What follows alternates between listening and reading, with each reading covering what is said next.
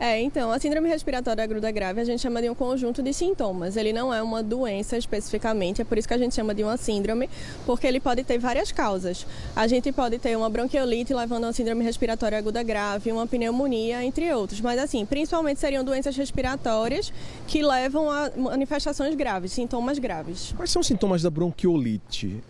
A bronquiolite é aquela tal de bronquite que as pessoas também chamam, é a mesma coisa ou não? Não, a bronquiolite ela é uma doença que ela comete principalmente as crianças menores. Então, quanto menor a criança, maior a chance dela ter sintomas graves, né? A bronquiolite ela normalmente começa com uma gripezinha, um resfriado, e aí ela evolui para um cansaço. Então, normalmente a criança tem uns 3, 4 dias de sintomas gripais e depois ela vai começar a cansar. E aí, quanto menor for a criança, maior a chance dela agravar. Nessa época do ano, né, que é o período que a gente chama de sazonalidade dos vírus respiratórios, tem um vírus específico que é o vírus sincicial respiratório, que ele aumenta muito e ele é o principal causador da bronquiolite. Então é por isso que a gente fala tanto dela nessa época do ano. Como é que nessa época do ano os pais podem evitar que a criança se contamine?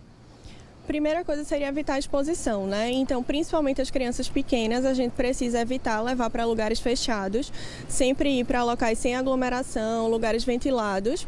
A outra coisa seria, no caso de crianças que estão na escola, quando a criança adoecer, não mandar uma criança doente para a escola, porque aí ela pode contaminar as outras crianças, né? Vai passar. E sempre manter o calendário vacinal atualizado. Então, a gente tem no nosso calendário vacinal atual do SUS 2 vacinas, que são a de Covid e a de influenza, que são de vírus respiratórios que podem levar a uma CIRAG, né, que é a síndrome respiratória aguda grave, mas a gente tem também no nosso calendário vacinas que previnem a pneumonia. Quando a criança tem um quadro viral, por exemplo, com o vírus sincicial respiratório, ela fica mais suscetível a fazer uma complicação bacteriana. Então, de uma bronquiolite, ela pode evoluir para uma pneumonia. E aí, no calendário vacinal, a gente tem vacina para alguns micro-organismos, por exemplo, o pneumococo e o hemófilos, que causam pneumonia. Então, manter o calendário vacinal atualizado é super importante. No caso, as crianças começam a tomar essas vacinas a partir de que idade? Quantos meses? Covid e influenza a partir de 6 meses de vida, mas as de pneumonia, né, do pneumococo e do hemófilos a partir dos 2 meses de vida.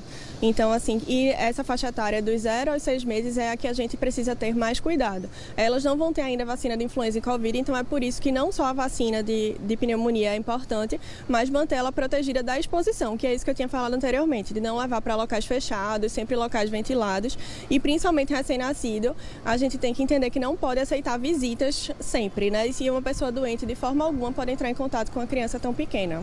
A alimentação influencia nesse processo? Seria uma alimentação saudável. Uma criança que está com crescimento e desenvolvimento normal, ela vai ter uma imunidade boa, né? Então, assim, não teria nenhum alimento específico que a gente tem que evitar por causa disso, seria só uma alimentação saudável. E uma coisa que a gente sempre reforça é o aleitamento materno, né? Porque uma criança que está sendo amamentada, ela vai receber os anticorpos da mãe, que vai proteger contra muitas doenças respiratórias. Comida gelada, assim, líquido gelado, existe essa coisa, né, de se sempre falarem, olha, não toma coisa gelada que vai ficar resfriado e tudo mais. Para a criança até 1 ano dar alguma coisa gelada, pode ou não? Pode, não teria problema. Até os 6 meses a recomendação é que seja só o aleitamento materno, né? Só o leite materno exclusivo. Mas as crianças maiores de 6 meses, assim, essa questão de coisas geladas tem alguns casos específicos, por exemplo, crianças alérgicas, que elas podem ter mais sintomas alérgicos quando estão em exposição a ar frio. Então foi daí que meio que surgiu isso, mas não necessariamente, às vezes o pessoal fala muito tomar picolé e tem uma infecção de garganta. Então não, nesse caso não teria problema não, mas lembrando sempre de alimentação saudável, né? E a lavagem nasal? A lavagem nasal ela é super importante porque ela vai, quando a criança é muito pequena, né, ela vai ter um narizinho bem pequeno e o fato dela estar muito obstruída, com muito catarro realmente, vai fazer com que ela tenha um desconforto maior para respirar. Então, às vezes, a simples lavagem vai fazer a criança comer melhor, vai fazer a criança dormir melhor. E aí, assim, a bronquiolite, ela é uma doença que a gente diz que o tratamento é de suporte. A gente não tem uma medicação específica que vai fazer com que a criança não evolua para um caso grave, por exemplo, o que a gente faz é suporte. Então, a hidratação, é lavar o nariz, porque quanto mais a gente tira a secreção, melhor para ela respirar. Se precisar de oxigênio, né, nos casos das crianças que são internadas, então é só suporte. A lavagem nasal é super importante para a gente deixar a criança mais confortável, na verdade, para respirar.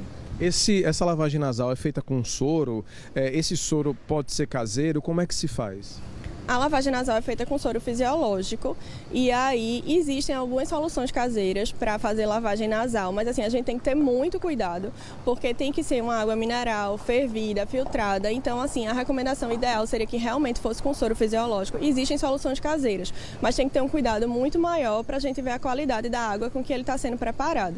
Então a recomendação seria realmente fazer com soro fisiológico e lembrar que crianças pequenas não podem usar alguns soros que adultos usam, né, que é aqueles descongestionantes, aquelas, principalmente a nafazolina, porque ela faz intoxicação, então às vezes a gente vê crianças chegando grave porque usou o soro do nariz do pai, da mãe que tem medicação. Então para a criança pequena é só soro fisiológico. O ambiente que essa criança vive, enfim, influencia também, o quarto deve ser limpo tantas vezes ao dia, principalmente essa época de muito calor, né? Tem muita poeira, enfim. Isso. Aí seria a mesma situação anterior, principalmente as crianças que são alérgicas, né? Porque quem tem asma, quem tem rinite, quando a gente tem poeira, a gente vai ter uma maior predisposição a ela fazer uma crise. Então, uma criança, quando ela está numa crise alérgica, assim, uma crise de rinite, uma crise de asma, ela fica mais suscetível a pegar infecções. Então, assim, principalmente essa questão de poeira, de passar pano no quarto, de evitar bicho de pelúcia, cortina, tapete, seriam mais para as crianças alérgicas.